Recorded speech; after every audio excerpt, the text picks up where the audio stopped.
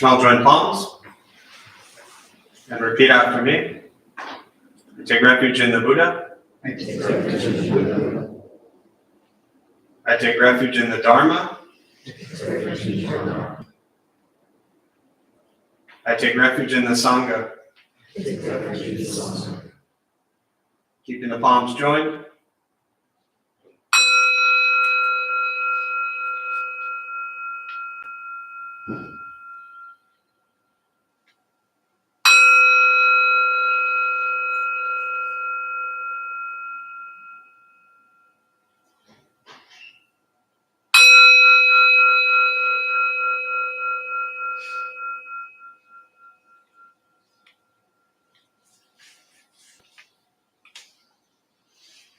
Put the palms down.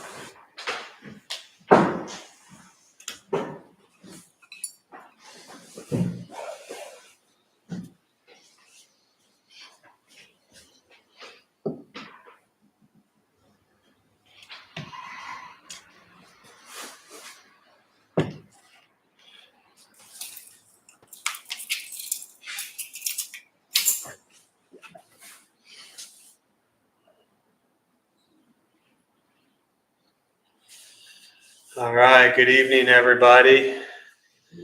Just turn the heat on, so you should warm up here pretty quickly. I'm just kidding. We don't. What's up? We don't have heat. But thought I'd give you, great hope, great faith that in an hour and 3 minutes that heat is going to kick on and it's going to be nice. Yeah. Anyone ever been to Buddhist temples in Japan? Kind of random one to throw out there, but they have the wooden floors. Not necessarily all of them, I would imagine, but many of them, they're heated.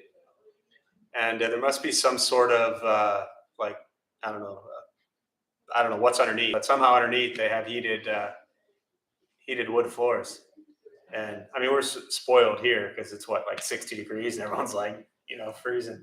But there it's like 12 degrees, and the heated floors are nice.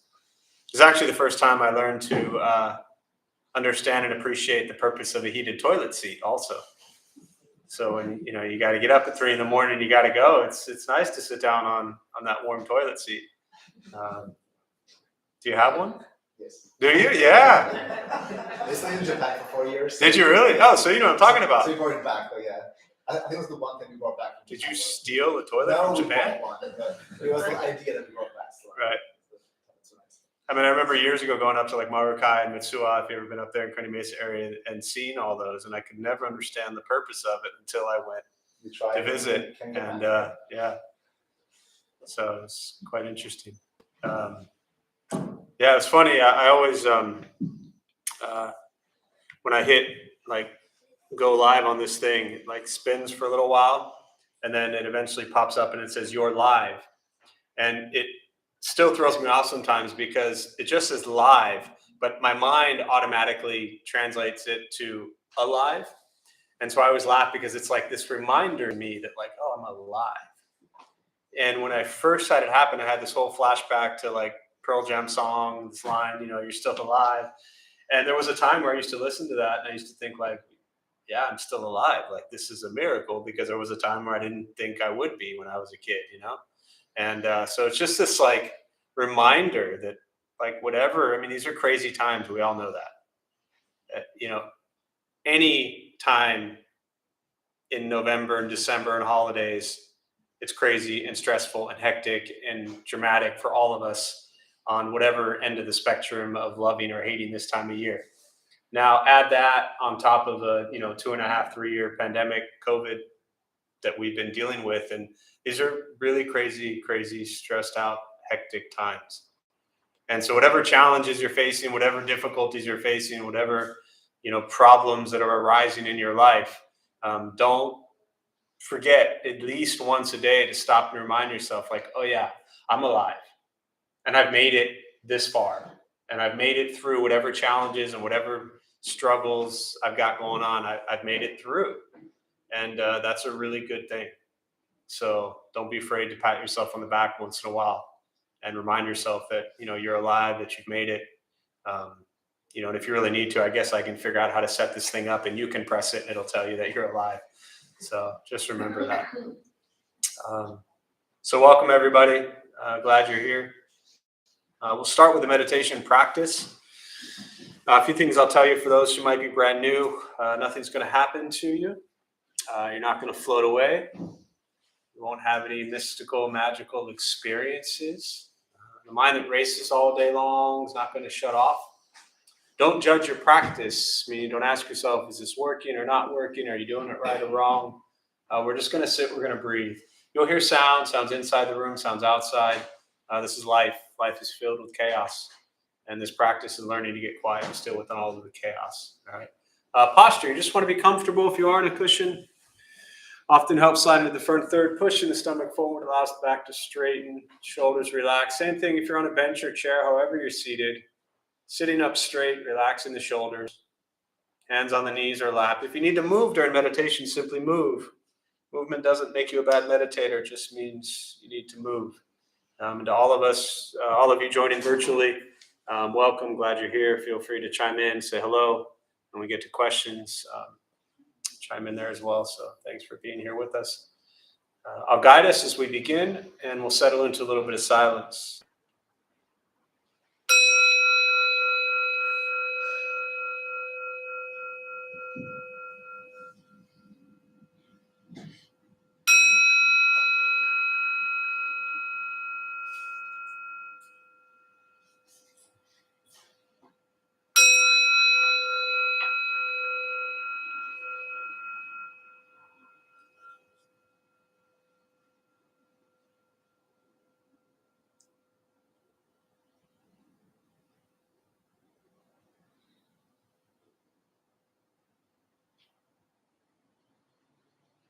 And starting with the eyes closed, if comfortable, or slightly open.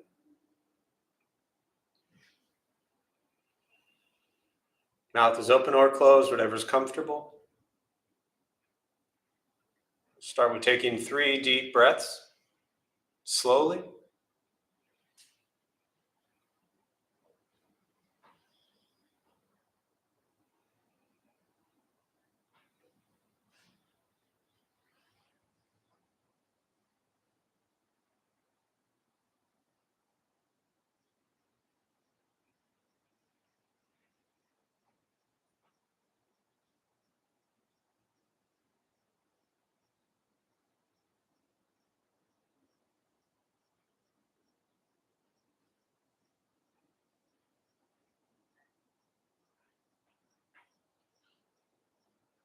And eventually, settle into a natural rhythm of the breath.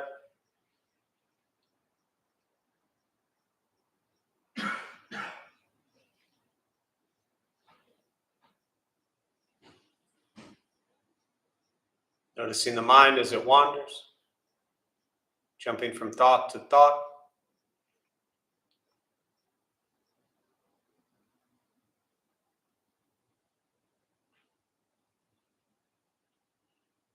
Gently guide the attention, focus, to the stomach or chest.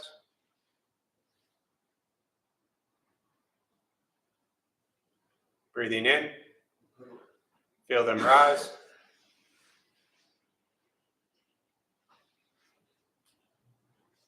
Breathing out, they fall.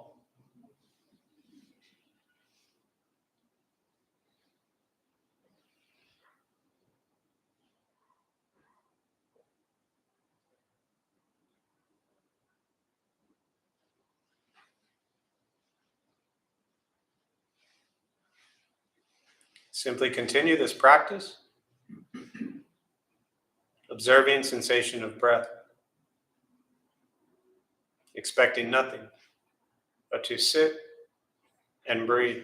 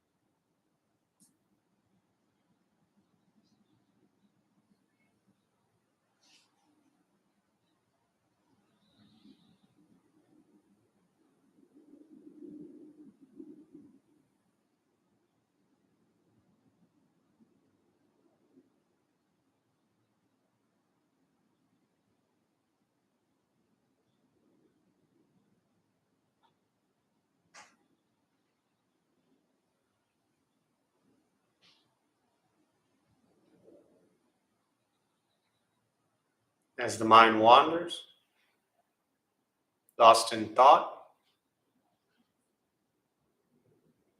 recognize it.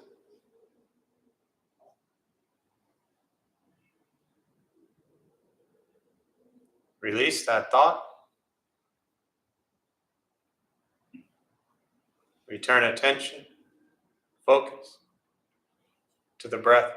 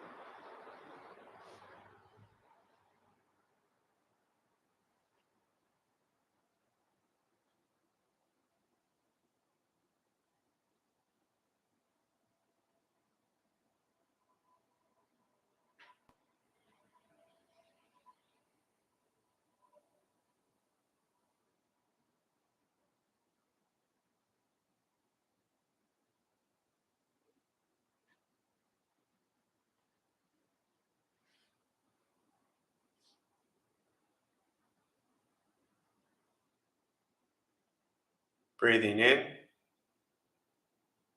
follow breath in.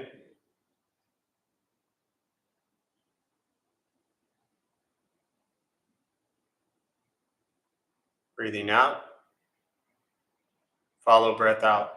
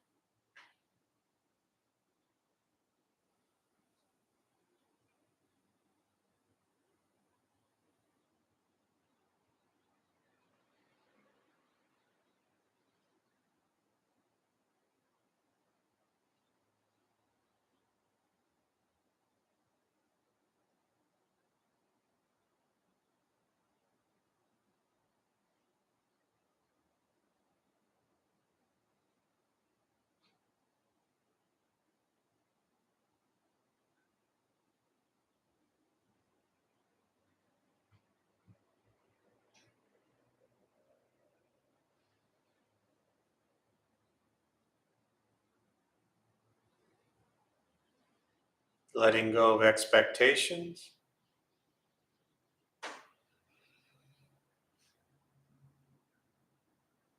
letting go of judgment from the practice,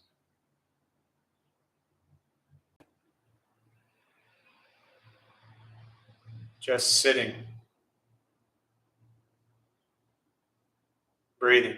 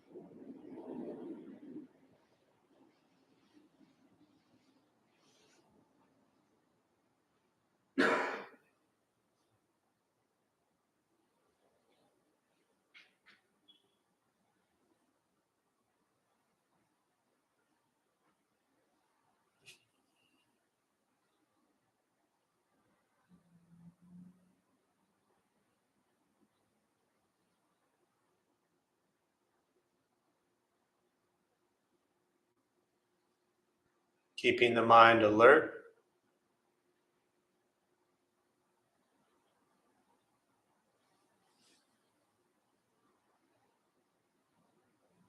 aware of each sound,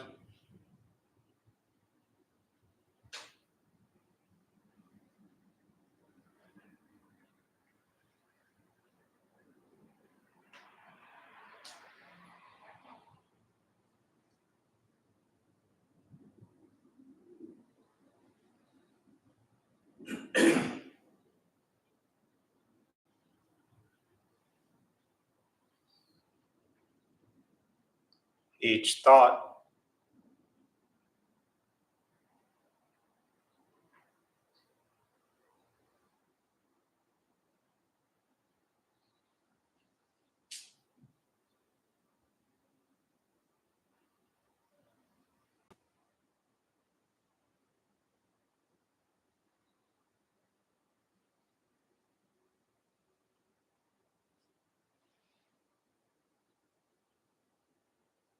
each physical sensation,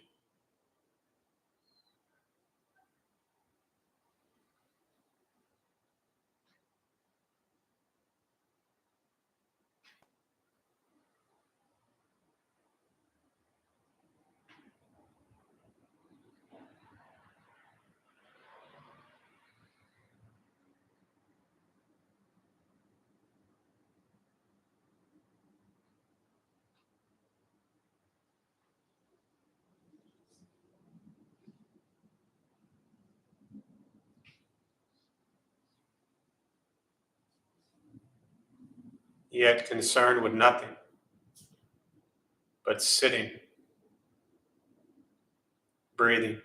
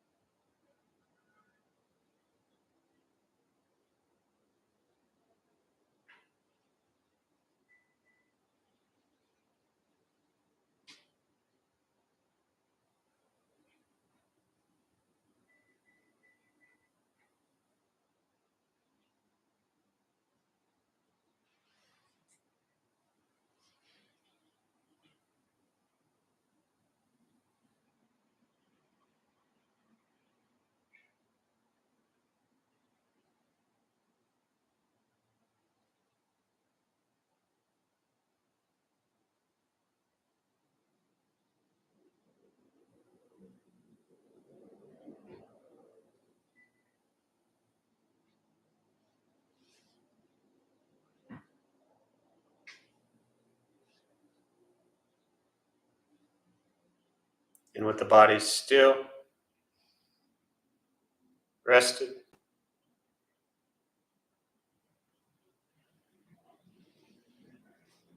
and the speech quiet, aware of all sounds,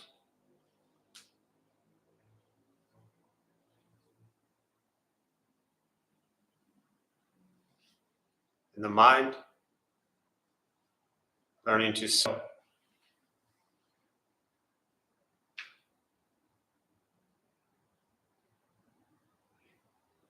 Know what it's like to just sit and breathe.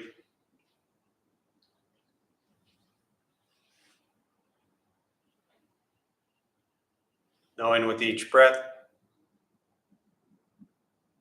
there's nothing else to do.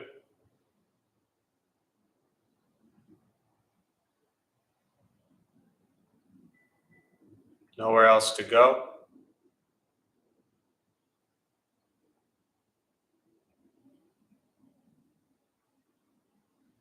And no one else to be.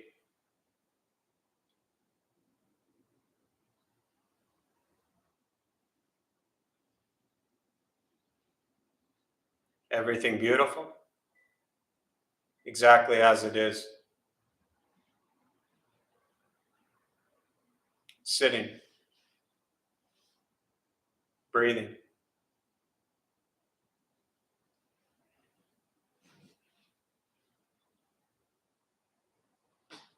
And once again, taking 3 deep breaths slowly.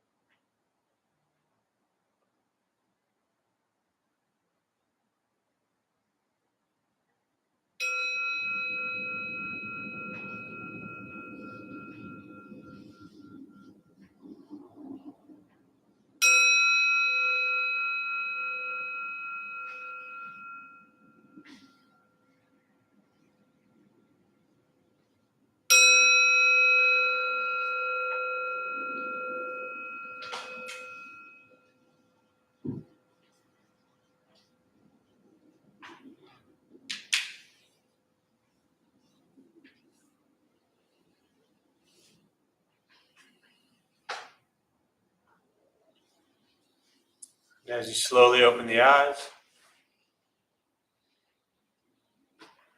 slowly beginning to move.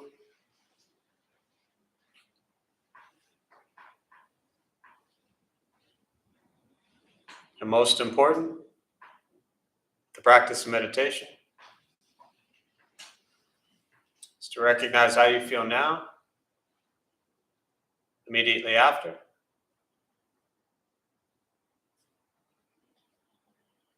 Compare this to how you typically feel throughout your day.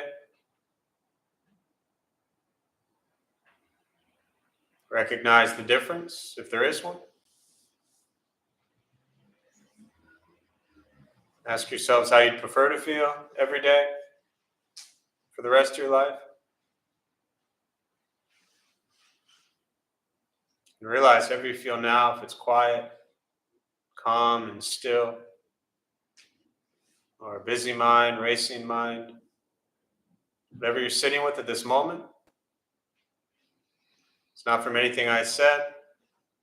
It's not from how we sit, hold the hands, or cross the legs. It's not from the sounds around us or anything else for that matter. It has everything to do with your own mind and your own mind's reaction to an external condition.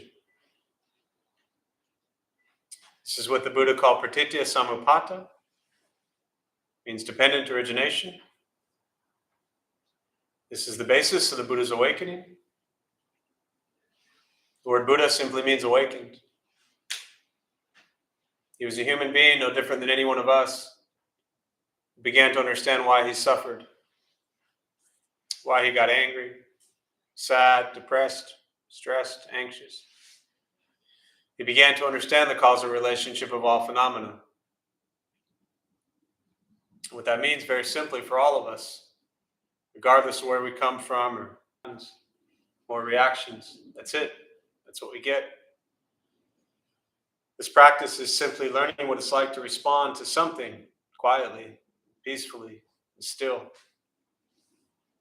Because for most of us, the way we responded to the last 20 minutes is quite different from how we respond to everything else that's happening throughout our day. So all we're working on is closing the gap, where the way we feel now is closer to how we feel always. Just as driven, motivated, productive, successful, whatever that means to you in your respective lives. But with a mind that's steady, clear, focused, distracted by nothing, disturbed by no one. It's not an easy practice. It's not necessarily fun. It's not an escape, as often people might think it is. It's direct perception into the present moment. And that present moment is not always so pleasant. The present moment can be challenging and difficult and filled with chaos. It can also be peaceful and happy and joyful. We have that in our lives as well, regardless of how often you think you might have it.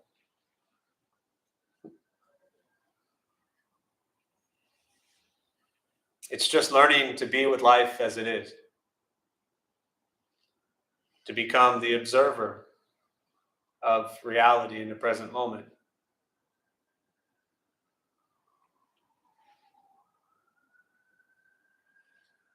We spend so much time wanting people and places and things to be a certain way, hoping they do this, hoping they do that, wishing they would do this, wishing they would do that. There's so much time trying to fix and change and control others. And this practice is recognizing our reaction to the present moment and learning to control what we think and what we say and what we do in each one of those moments. And it sounds so simple, but it's difficult because the world out there is going 1,000 miles an hour. They don't care how Buddhist you're trying to be or how much meditation you've done. They'll run you over if you're not careful. And so we practice this not to be good at meditation, not to be all, pleasant and joyful here. But you go out there into the world to carry this with you there.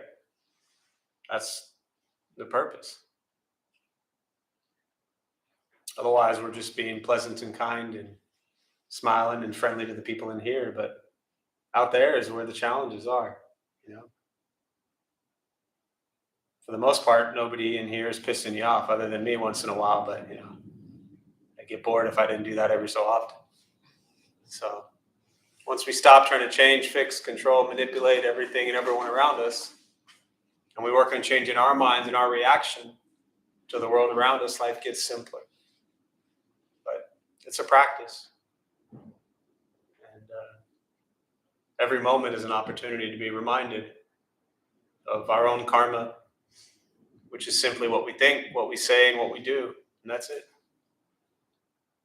Just be mindful of that. And the kinder and gentler our thoughts and words and actions are, the kinder and gentler the world around us will be. So with that, I'll pause. I really just prefer to respond to questions, meditation, Buddhist practice, anything that you're sitting with. And we use the rest of our brief time this evening, and I'll respond to what's on your mind. And for those who are joining virtually, again, welcome. Feel free to say hello, introduce yourselves. There's a chat box there somewhere on the screen, so feel free to type in questions, and I'll do my best to respond there as well. So open up to questions, meditation, Buddhist practice, anything that's on your mind. Yes. Were there any teachings in Buddhism with regards to jealousy? Didn't you ask that 2 weeks ago? So the question, for those who didn't hear it, clearly whatever I said 2 weeks ago, which I think was the same question, didn't work. So allow me to say something completely different, and maybe it'll work this time. I don't know. If not, just 2 weeks from now, you can ask it again. The question was, is there anything in the Buddhist teachings around jealousy? So basic Buddhist teachings are pretty simple for those who are brand new, right? I mean, I get it. It's 2,500 years old. It was from India. It's been translated into all kinds of different languages and cultures. And here we are, you know, sitting in San Diego trying to make sense of what seems to be this overwhelming, complicated, ancient philosophy, religion, way of life, whatever you want to call it. But it's really simple, super practical. And when you look at this perception, emotion of what you are labeling and calling jealousy is, in some regards, and that means different things to different people, but in some regards, it is a craving and desire that one is having to control someone else. Dare I ask this question, but since you asked it, how are you trying to control people? Is it something you have a history of doing? Wanting to control others? Personally. No, just in regards to Not me personally. you asked the question, so I'm asking you the question. I mean, it's not necessarily control, but just that emotion that arises in a moment. Yes, but that's not my question. Now, if you were brand new, I wouldn't be doing this, but since you've been around for years, I get to pick on you a little bit because I know you're going to come back anyways, most likely. The question wasn't to watch you spin around and rephrase my question. The question was, do you, and you can all play along as well, we can all answer this to ourselves honestly, right?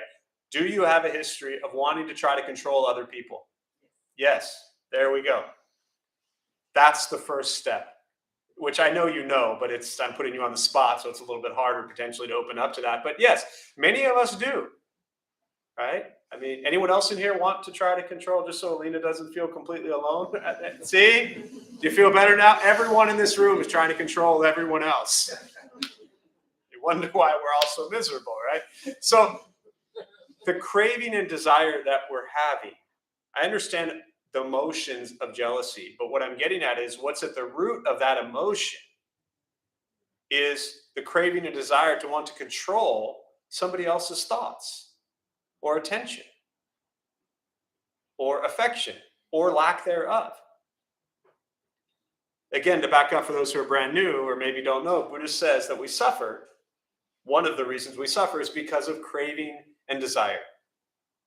That we want things to be different from how they are, that we want more than what we have. There's just this constant craving, constant desire. He said there's healthy cravings. The craving to suffer less, healthy. The craving to keep yourself physically, mentally, emotionally solid and sound and balanced, healthy. Right? Craving to control others' thoughts and emotions, not so healthy. Craving and desiring a bunch of stuff and we already have enough, not necessary. Right? But, so again, coming back to the question, we cannot control anybody. We have a hard enough time controlling ourselves. Yet for some reason, all of us who raised our hands, who can't even control what we think and say and do half the time, have some crazy idea that we're going to be able to control others. And when we don't get exactly what we want, how does that make us feel? Out of control. Out of control? Did you say angry? Is it poopy? Poopy? Yeah, that'll work too. Right? Yeah. I'm glad I had you say that louder. Laughter is always good. So you have to, I think, with these emotions that, and for me, I mean, growing up as a kid, I know that emotion deeply, which is why I can speak to it for me personally as a practitioner so honestly, that it was simply the lack of ability to control what somebody thought and said and did every second of the day. You know how exhausting that was? Once you get to a place where you can actually surrender to this idea of wanting others to be a certain way and just embrace that they're going to be how they are human. They're going to interact with other people. They're going to have thoughts. They're going to have ways of expressing themselves towards others. Now, there are boundaries here. I get that. You're going to say something. I just didn't think about like having kids and then how come there's not that feeling of jealousy that arises with children. I don't know if some people do, but for me, no. And there is still a lot of control there. Mm-hmm. So what's the difference because it's an inherent, an eternal kind of Sure. thing? Like survival kind of control? I think so. And I think that when we're looking at, the love and control, effort to control or attach to children, the same way that we may in, say, more of an intimate relationship type thing or situation, there's a element there that, I guess, I'm not a parent, but I guess it could still exist. Like, what if one of your kids really thinks one of their friends is a better mom than you? Would that make you jealous? I'm just going along with what you threw out there. So maybe that still exists in a way, right? Maybe they come home and they start talking about how great their friend's mom is. And you're like, well, what about me? So maybe it does still exist. I think that the idea of jealousy is really, it has a lot to do with comparison, has a lot to do with our level of comfort and being okay with who we are and how we are, and trust. If there's a lack of trust, then the jealousy is going to get worse. But again, the trust also is an issue if you're trying to control too much. So craving, desire, really is at the root of that, and that's a start. Yeah.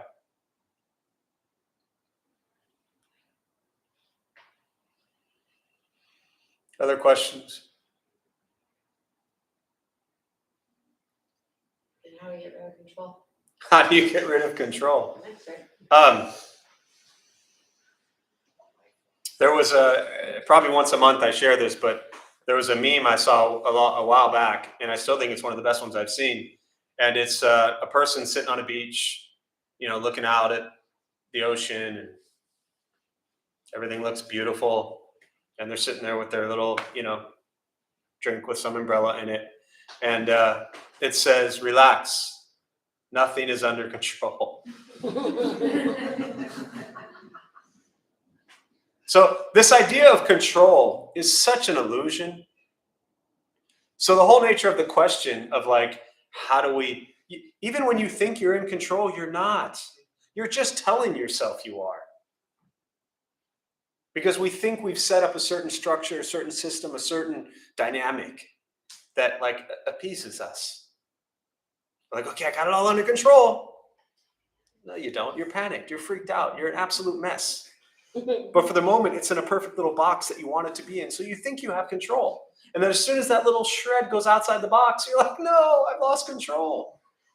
You never had control to begin with. You just thought you did. It's all, this idea of control is such an illusion.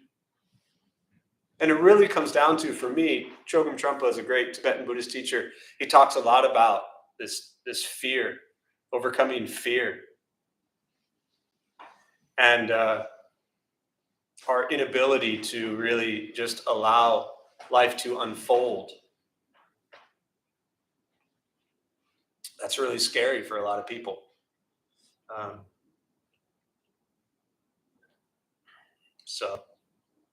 Yeah. It's a lot easier to recognize you absolutely have no control than it is to try to figure out how do you get over having control. Those are two very different things. So now that we've clarified all of your control issues in the room. Yeah. Yeah. What are the other causes of suffering? Say again, what are the other causes of suffering? Yeah. Yeah. So very basic, first thing the Buddha ever taught. And if you look, see the door there above the exit sign, there's a little tapestry there of the Buddha giving his first teaching. It's called the first turning of the Dharma wheel to his first 5 disciples. Without going into the whole long story of the Buddha, I mean, he was a person, right? That he wasn't a god. He wasn't some dude floating in the sky. He was just some dude. He was a prince. He left home at 29, roamed the Himalayan mountains for 6 years. At 35, he sat down and said, "I'm not leaving until I figure out why we suffer." And then he taught for 45 years. He died at 80. But after those 6 years of roaming, and he sat down under the Bodhi tree in Bodh Gaya, India, and he sat for 21 days. And he watched the nature of his own mind. And what he began to see is that the cause of his suffering exists in and only his own mind. So that is moment right there is where he taught what's called the Four Noble Truths. And the very first thing he said is life is dukkha, filled with suffering, discomfort, angst, dissatisfaction. Doesn't mean all of life sucks. It just means that throughout every day of your life, things are going to happen that you don't like, that you don't agree with. There's tremendous suffering, loss, death, loss, loved ones, real heavy, heavy pain. And then there's, getting a sandwich that had mayonnaise on it when you don't like mayonnaise. Probably not going to kill you unless you're allergic, but, so there's a whole range of suffering, dukkha. Suffering is really a bad translation of dukkha, but it's what you see most commonly, at least in English. And so that's the first noble truth. Life is filled with dukkha. The second noble truth is the cause of suffering. And he said the cause of suffering, known as the 3 poisons, is greed, anger, and ignorance. Greed, we always want more. Whatever we have isn't enough. Anger, we're just unhappy with the way things are. And ignorance, meaning we're ignoring reality. And we're stuck living our lives through our perception of reality. This is really difficult to understand. Thich Nhat Hanh, the late great Zen master, Buddhist teacher, would say nirvana, freedom from suffering, is freedom from views.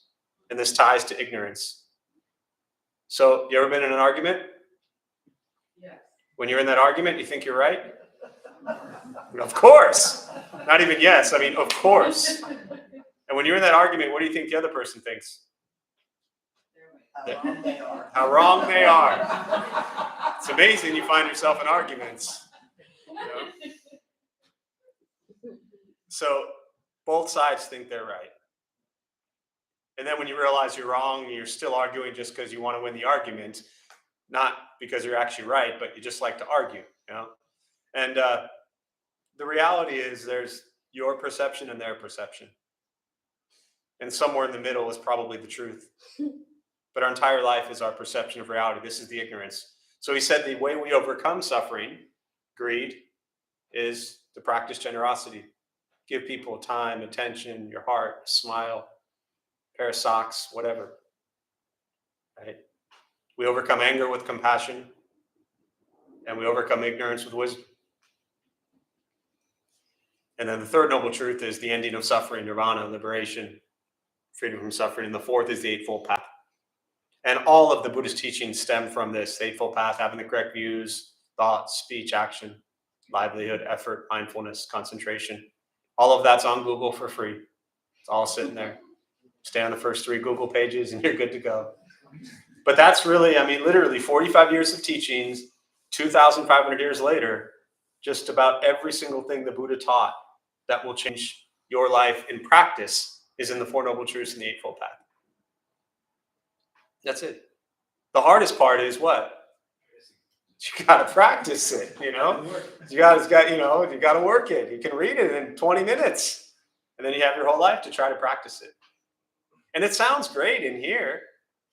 Well, maybe, I don't know. Maybe you think this sounds terrible, but maybe it sounds great in here. But then when you get out there and somebody yells at you, it's done. So we practice, we explore this to bring it into our lives. And the reason the question around the jealousy, and I went directly to, craving and desire, is fundamentally the teachings talk about greed, anger, ignorance, but then that really rolls into craving, desire, ego, pride, sense of self, where we think we are the most important people in the world. I mean, did anyone else in here wake up today and think like other people are more important than you are? Well, good for you. I didn't hear who said that, but there's always one. 2, thank you. We got 3. I'm glad. Bunch of liars you are.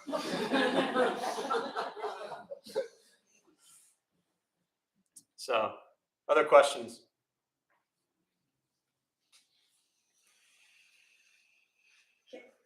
So a couple of weeks ago, you had a guy in here that asked a question, and it still is ruminating with me about like anger, like attachment to anger, and like it's because I've been really unsettled for a while, just like vibrating at this weird energy level that I don't really understand at times. I think I know where it comes from, but I was like, so I need to have compassion for this other side. But am I attached to anger that I get myself worked up? Or is there like, and I envisioned it, so if Hitler was sitting across from me and I could have a conversation with Hitler, it would be an angry conversation. Mm-hmm. I would say, you're a bad guy, but you have said, but you have to have compassion for that. And I want to have compassion for that. But I also don't want to be attached to anger, if that makes sense. Yes. I want to transcend that. Yeah. So let me just address compassion towards Hitler very directly, right? Because that's so simple to do. And I am Jewish, and we were just talking earlier about Diary of Anne Frank. I was talking with a couple in their late 80s, and I was kind of somewhat irrelevant, but I'm just saying it because was on my mind earlier today. Growing up, and I never liked to read, but being like 7 at Hebrew school and giving probably a kid's version of Diary of Anne Frank, and then going to high school having to be one of the only books I read, and seeing the movies, and then at 22 going to the Anne Frank house and seeing that and being in there and the heaviness of that. But before I address the Hitler compassion thing, let me back up to something you said. You said you think you know where it's coming from. In brief, and I'll probably cut you off as soon as you start talking because I don't like details, but in brief, where do you think it's coming from? Politics. No. Okay. It's coming from you. I wanted to hear what your response was, because it is our immediate conditioned response, conditioned behavior, as they talk about in Buddhism, to think that people and places and things outside of us are the things that cause our anger. Your anger is caused by one person and one person only, and that is yourself. So before we even ponder what it would be like to have compassion for anybody else, whoever it is, you must first learn to have compassion for yourself. And my guess, based on the way you've said a few things, and I could be wrong, I guess a lot, but that's what I get to do up here, is my guess is you have a hard time having compassion and forgiveness and love towards yourself. Would that be a fair statement? Yeah, that's a given. Did you say that's a given? I just want to have it on record. That's a given, yeah. Okay. So if you, and I'm sorry, tell me your name. Melody. If you, Melody, have a hard time having love, compassion, forgiveness for yourself, how could you ever even comprehend? It's almost not even worth, I'm glad you did, but it's almost not even worth asking the question, how could I have compassion for someone like Hitler when you can't even have compassion for yourself? You have to start there. You don't have to do anything. I suggest you start there. That's where the real work begins. Have you ever done anything like Hitler? No. Okay. So you would view yourself, your perception, your words, based on what you said, is you would think potentially you're not as bad as he is, right? No, I mean, I'm on I have the ideology that to kill an ant is just as bad as to kill a human. That's my belief. Okay. So I've done that. Okay. So again, I don't got enough time to get into all that, but what I'm getting at is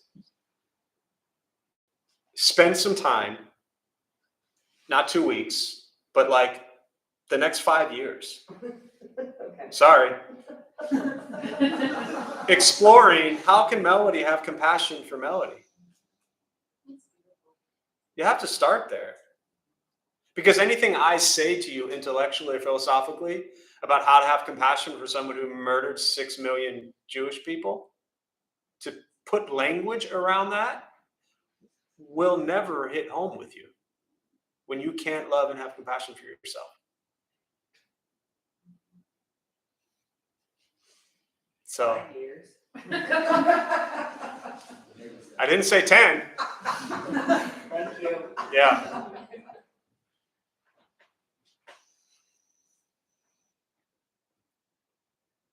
We often overlook, I find, and I mean, for me, sure, I have my own practice, my own studies, the own things I've explored, but I learned the most from all of you sitting in this room and the questions that people ask and share, and not just questions, but stories, experiences, views that come out through questions that I listen to year after year from here really help me understand the pain that we're all carrying.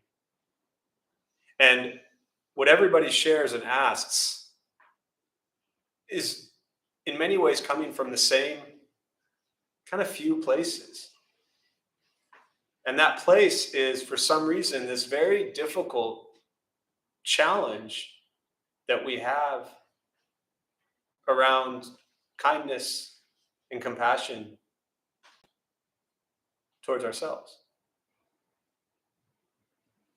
And so when we lack that, right, the kindness and compassion towards ourselves, again, something I know intimately, then it's very easy to just skip over all of that and say, well, I don't like myself. I have no kindness, no compassion, no forgiveness towards myself.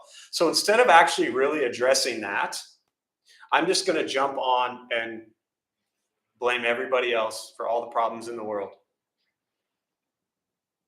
And what we're really doing is we're just projecting our anger and hatred towards ourselves onto everybody else.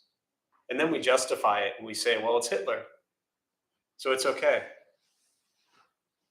Or it's the person who made your Starbucks the wrong way. Or it's the conversation you had with a stranger that, you didn't like. So whatever scale these things are that are going on around us that trigger us, we're just projecting our own anger and kind of lack of love and care for ourselves onto everybody else. And that's the difficult part. So, yeah. All this does remind me of a quote from an author. I don't remember it exactly, but something about when you say you want someone to change, or when you say you want to change someone, when you want someone to change, what you really mean is you want them to be more like you. Right. And that really hit home for me too. And then I was thinking about that earlier, and then this conversation made me realize whenever I get angry at someone, it's because they haven't behaved how I would have in that situation. For sure.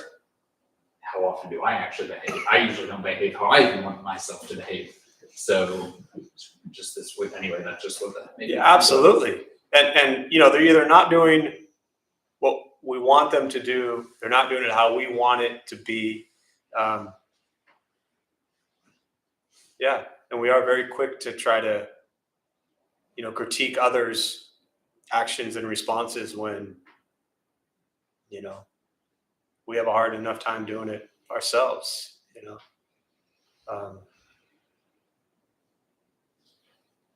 I mean, I always say if I can do like, I don't know, 30% of the stuff I talk about, and I'd be thrilled, you know, like it's not easy, you know, this loving kindness stuff is not easy. You know, this practice of the paramitas, the generosity, morality, patience, diligence, concentration, wisdom is not easy, you know, to not gossip, to not slander, to, you know, those things are not easy. These practices are difficult. But that's what makes them so life-changing and transformative. And that's what makes it not a hurry and not a rush. And so while 5 years might sound like, oh, no, I got to wait 5 years. Believe me, 5 years from now, if you work on this every day, you'll be thrilled. It's much better than 5 years from now still having anger and hatred towards yourself. Because that 5 years will fly by before you know it. You know? So, all right, with that, I think we'll close. We'll join palms. May the benefit of this practice be shared with all beings in all directions. May any merit gained be transferred to those who lost lives in the tragic shooting in Colorado, their family and friends who continue to suffer. May all beings be at peace. May all be free from suffering.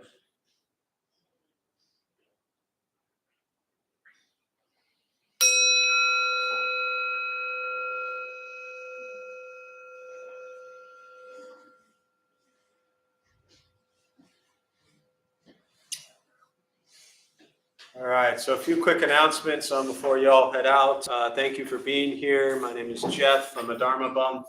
We opened up this temple about 15 years ago to introduce Buddhist practice to those who show up. Those of us who lead, we're not monks, we're not nuns, we're not gurus, we're not masters, we're not teachers. We're not looking for students, we're just practitioners. We do our best to take our views of Buddhist teachings and put it into terms that hopefully make sense to those who show up. Every night we have different practices going on, different people leading from different Buddhist traditions. A few things out of the ordinary or newer that are coming back. Food redistribution, which was beautiful on Thanksgiving. Thanks again to everybody who came out and helped with that and made that happen. The second week in January, that'll start every Thursday at 5 o'clock as it used to. Day of Silence is coming up, I think this coming Saturday. First Saturday of the month, we do a 4 hour half-day retreat. So if you've never sat in silence for 4 hours, I strongly suggest it. If it terrifies you and you think you can't do it, I definitely suggest it. You'll be with the one thing that causes all the pain and misery and suffering in your life, and that's yourself. So good luck with that one. And other than that,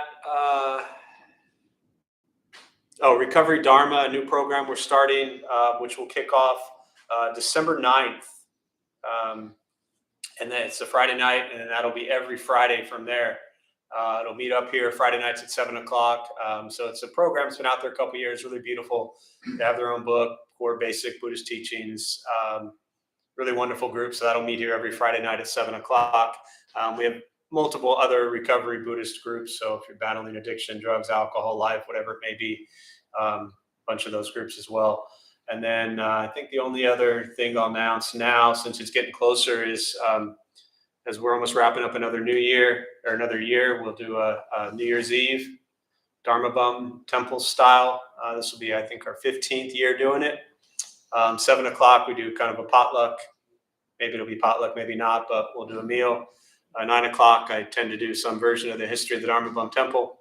And then about 11:30 or so, everybody comes in here and we do a silent meditation going into midnight. So the whole night's not silent, just the last 20, 30 minutes of the meditation piece. So if you've never done a silent and sober New Year's, this is your opportunity to get them both all at once. You'll live, I promise. It won't ruin your whole year.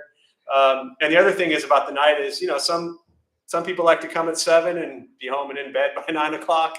Some people just show up at 9. Some people come at 11. Some people are here all night. So you can kind of come in and out at any point of the evening that you'd like. So it's always nice to kind of close out the year, together.